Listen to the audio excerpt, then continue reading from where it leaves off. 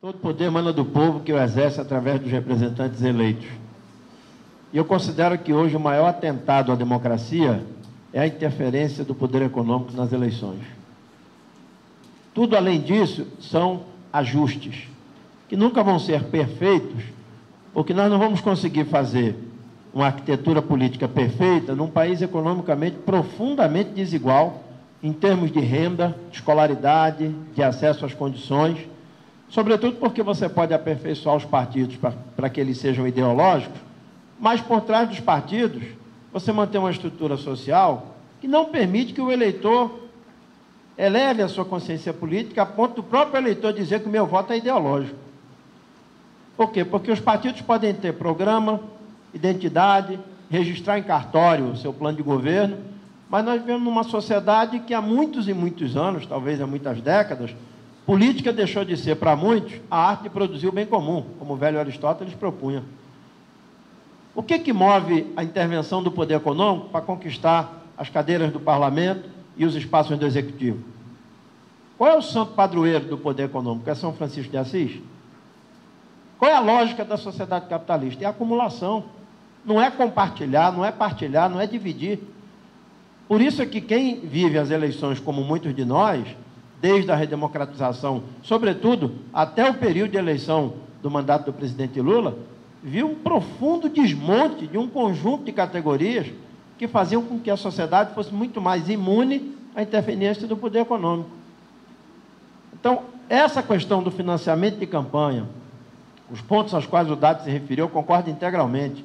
Financiamento de campanha, teto dos gastos, porque isso termina estuprando a autonomia do parlamentar de se comportar de acordo com o programa partidário, de acordo com os interesses específicos das causas sociais que atingem a maioria do eleitorado.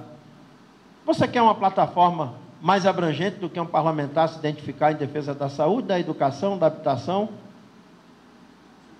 Praticamente segurança atinge 150% do eleitorado, porque são os temas sociais mais amplos, ou a questão do emprego, da produção, do desenvolvimento, e mesmo assim uma plataforma dessa não é garantia para a eleição de ninguém. Você pode dar um show de bola na propaganda eleitoral, no comício, num debate numa sala de aula, numa plateia de organizações sociais, mas isso não assegura, porque por trás disso vem a hegemonia do capital e corrompe completamente a consciência do eleitor e a representação do próprio eleitor. Então, eu proporia que nós dessemos um destaque bastante graúdo, bastante consistente, às restrições à interveniência do poder econômico nas eleições. Isso é fundamental. Nós soubemos, pelos sites que fazem aí os cálculos das eleições, que uma determinada empresa aí, de um estado do Centro-Oeste, contribuiu para a eleição de 19 deputados federais, uma bancada maior do que o PCdoB. E não é partido, é uma empresa. Inclusive de estados que não são estados de interesse dos seus negócios. No meu estado, um deputado recebeu e declarou dinheiro de uma empresa que é situada lá pelo Goiás, Tocantins, não sei onde, sem nenhum aspecto pejorativo contra essa empresa. Então, acho que se a gente não for capaz de regular a interveniência do poder econômico, e se a gente não for capaz de aprimorar os órgãos de fiscalização e controle da administração pública, nós vamos sofrer uma outra interveniência, que é a da corrupção na administração e da corrupção nas eleições. Os dois itens onde mais se desvia dinheiro federal transferido para estados, sobretudo para os municípios, são educação e saúde.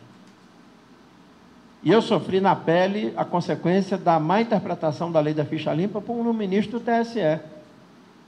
Eu perdi o mandato de titular eleito por 2 liminares. Uma da Justiça Local e outra no Tribunal Superior Eleitoral. Não foi nem para o Pleno. Então, essas questões, ou elas amadurecem no aparelho de Estado, ou a gente não vai conseguir impedir que a interveniência do poder econômico e a interveniência da corrupção na administração crie condições de competição extremamente desiguais contra nós. E as outras questões, cláusula de barreira, voto em lista, voto proporcional, eu acho que quanto mais a gente subtrai do eleitor a liberalidade da escolha, mais você tende a reforçar a oligarquia partidária, dinastia partidária, monarquia partidária, que são iguais ou piores do que as monarquias políticas e outras dinastias que comandam o Estado. Eu acho que isso deve sempre se pensar em assegurar a plenitude, da autonomia, da liberdade de escolha do eleitor.